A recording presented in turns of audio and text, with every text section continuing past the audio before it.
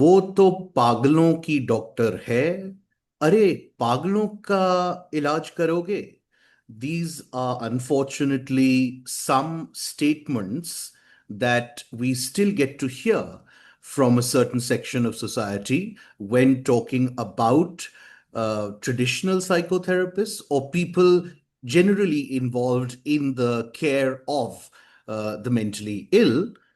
That is one very tragic situation. And the other, in my own lay observation, is that somehow clinicians are seen as these infallible, almost inhuman robotic creatures. It's a bit of a double-edged sword because if they show emotion, then the question is, अरे ये तो खुद ही emotionally dysregulated हैं, तो ये कैसे ख्याल रखेंगे? और अगर वो इमोशन नहीं दिखाएं, so then the question is, अरे वो हमें समझेंगे कैसे? So it's one of those very tricky situations, which is like a Sophie's choice. And these are just some of the reasons why we felt that it's critical to show and present a very realistic face, literally, of a therapist and of the fact that they are just like you and I, human beings at the end of the day, experiencing the human condition and all the entire gamut of sort of feelings, sentiments, emotions that comes with it. But to talk more in detail, of course, about this, we are joined. I'm very delighted by Muskan. And whenever we have a returning guest, it gives me hope that we're doing something right.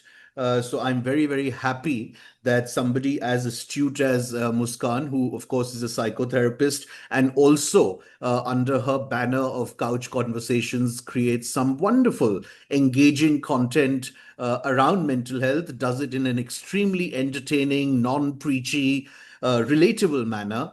And so it's very, very exciting to have her back to talk about this rather than any other subject. So I would like to thank Muskan for making the time and welcome back. Thank you for having me again.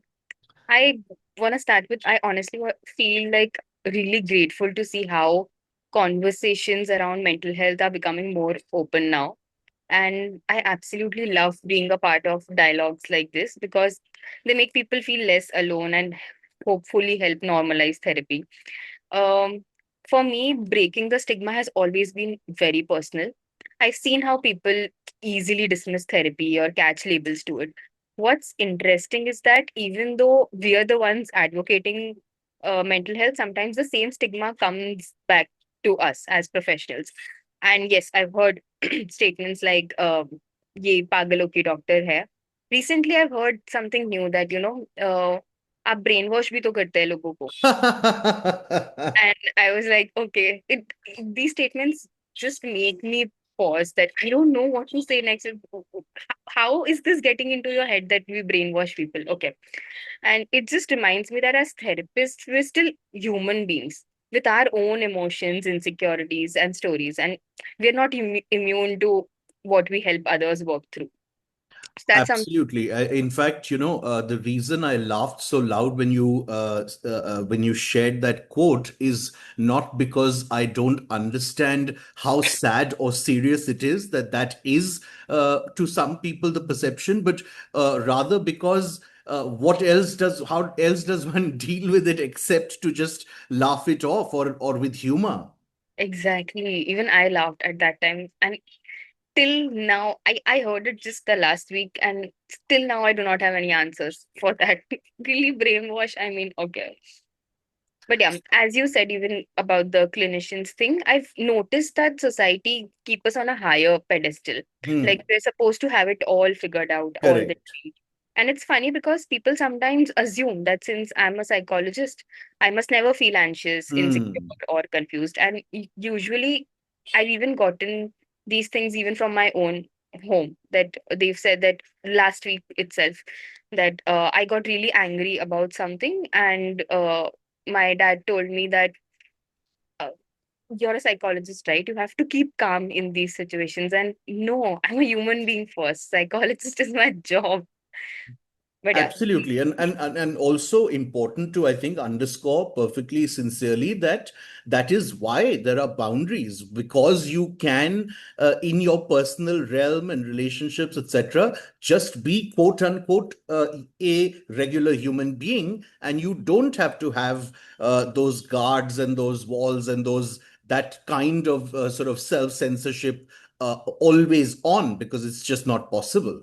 yeah, I would like to tell people that the truth is, I do feel every emotion like everyone else. I've had days when I've questioned myself, I overthink, when I need to pause. And the difference is that maybe I've learned how to sit with those feelings and process them more consciously, but they're the same feelings, just like you all do. But Muskan, this has come up in context, so it's a good opportunity for me to tell you to your face that it's very, very brave of you to put it out there in your bio, recovering people pleaser, because I've had so many therapists on our show who have categorically told me that they do not want to share any lived experience because they will be therefore then seen as oh my god, ye to khud hi weak hai, etc. So it's important, I feel, to do what you're doing, but it's very rare and it requires a certain amount of courage, of course. This might be also a good point for you to share that just as is the case with regular people,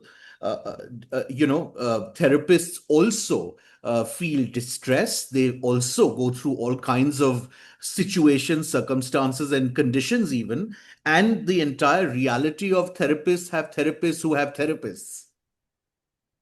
Hmm. Well, I will definitely not deny that because, yes, I have my own therapist. I am sure that my therapist has their own therapist. And usually, so I think with therapists, the therapy don't really happen traditionally, as in Hmm. every week we have to sit Hmm. Hmm. with them. Hmm. Correct. We can go to them whenever we feel that there's a need. But yeah, every therapist needs a therapist. So yeah, we do have therapists of our own. Also, talk a little bit about this other aspect, which also I think may help humanize your ilk, which is that every now and again, maybe not very often, and it must be differing from therapist to therapist, that you will get that odd client that is especially triggering to you personally, and then you will refer them to somebody else. I've had two situations of this sort with me in this year itself. So I will tell you this that there was a time when I was going through a breakup, and even I had a client who was going through a breakup. And it was a very similar situation. And I just could not. The client would tell me everything about what was going on with the breakup, how was he dealing with it.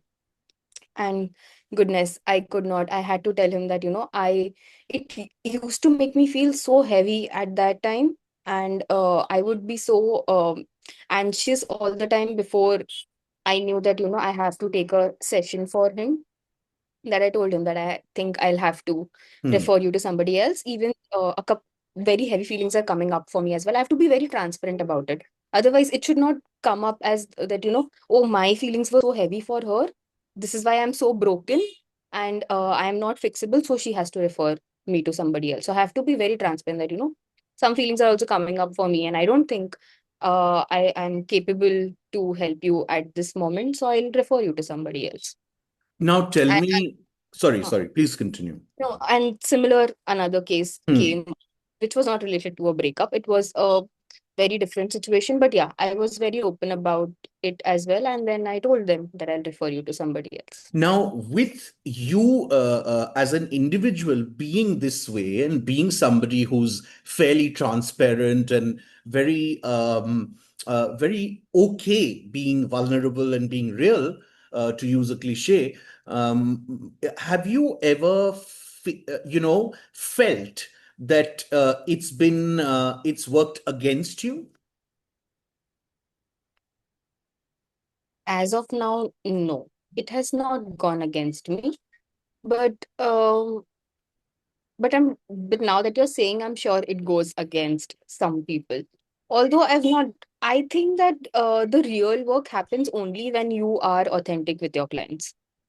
Otherwise it does not. Recently I've heard so many things about from my clients that they've told me that I absolutely love how you are authentic with us, which gives me the space to open up more nicely to you. So yeah, it has worked in my favor only. I had another thought pop into my head, which is not exactly related to our theme, but loosely related. So I'm going to ask it anyway.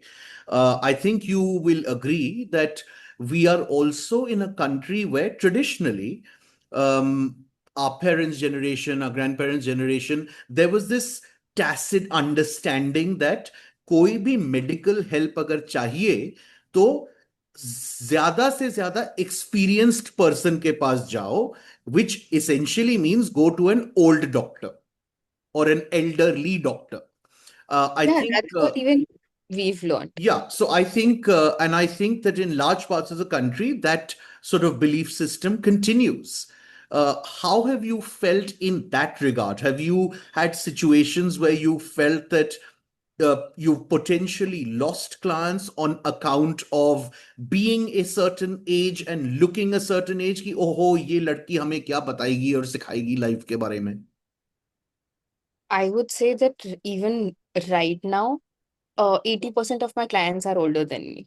Hmm. So, and recently only I've seen clients come in. They've been through psychologists or therapists who are older than them, who Hmm. are Hmm. much more experienced. But then they did not feel that there was a connection, a good rapport. So they Hmm. thought that maybe somebody of my similar age or the similar age range can help me out, and they've come to me, or I've referred them to other therapists who are of our similar age. So nothing of this sort I faced. Hmm.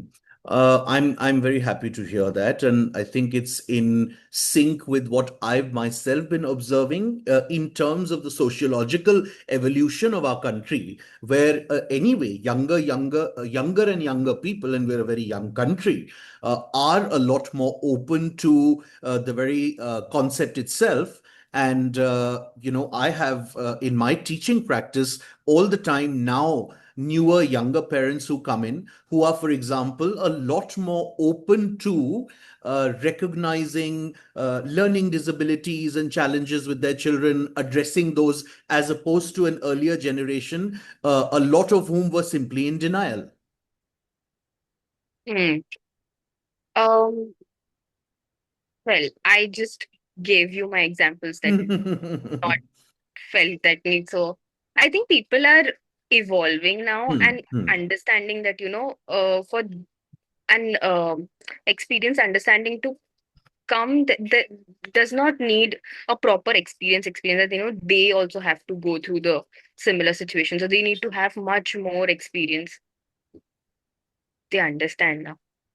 Now, also, I think another facet of a therapist's routine and everyday life, which might help enumerate this whole thing of, Arey, we are also humans, is that, of course, we talked about a therapist having a therapist, but of course, let's say that's a fairly extreme situation in the sense that if you're really sort of bothered and you're not being able to navigate something by yourself, you seek advice, or rather, you seek guidance on a daily basis. If through a very crude way of looking at it from a layman's perspective, essentially from morning to night you are being trauma dumped on, and that itself is could be very very draining. What are some things that you do at the end of a day or during a day to just sort of unwind? Okay. You're asking me after the Yeah, whole range of after, sessions. during, beach mein, breaks, whatever. Mostly it happens with me even during the sessions. So this happens that, I feel super drained or I get distracted very easily. Sometimes I know a couple of grounding techniques for myself that help me ground myself and come back to the reality. because of course I'm supposed to be completely present at that time. So I do those grounding techniques. Other than that, at the end of the day, my parents and my sister and my siblings, everyone knows that I won't be available for an hour after all of my sessions. They are not allowed to come and talk to me. I want my own space for some time, and then I get back to my own reality that Arey, okay, but the part that you probably won't tell me is what are you doing during that hour? oh, usually just scrolling either Instagram or Okay, on a FaceTime with my friends, something of right. that sort. Oh, so that is extremely human. So I'm glad Yeah, that's what you do. no, no, Um, that's the only because thing. actually hota ye hai, and I've had a lot of interaction because of my media background with actors, etc. And very often I hear this, I hear some of them say ki, this particular character that we played got so big time under my skin that I couldn't shake it off after the project. And I'm just saying that even if that doesn't happen, you are encountering so much heaviness throughout your day, that how do you just expel that heaviness at the end of the day? Usually it's the either some grounding techniques. If it's very heavy, then I usually go for a walk all by myself so that I take some energy out there. Or it's me usually just scrolling Instagram.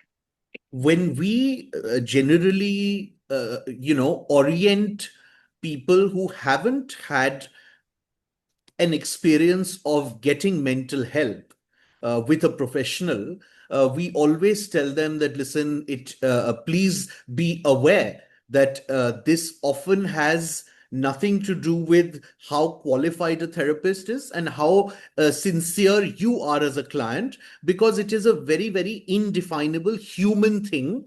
And therefore, it is entirely possible that you don't sort of get that vibe and that rapport with therapist one, two, three, and please be prepared to go through that trial process. It's almost like dating.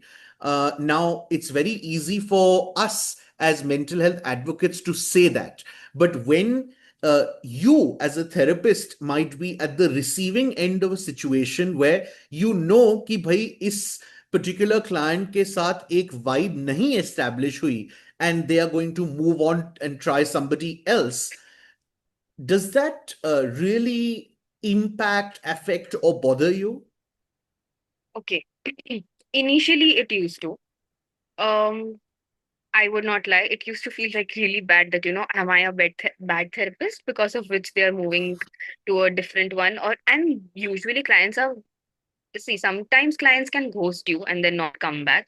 Or sometimes they are very open about it that, I don't think that this is working Hmm, for me. hmm. I'll see somebody else. And I'm absolutely okay with that.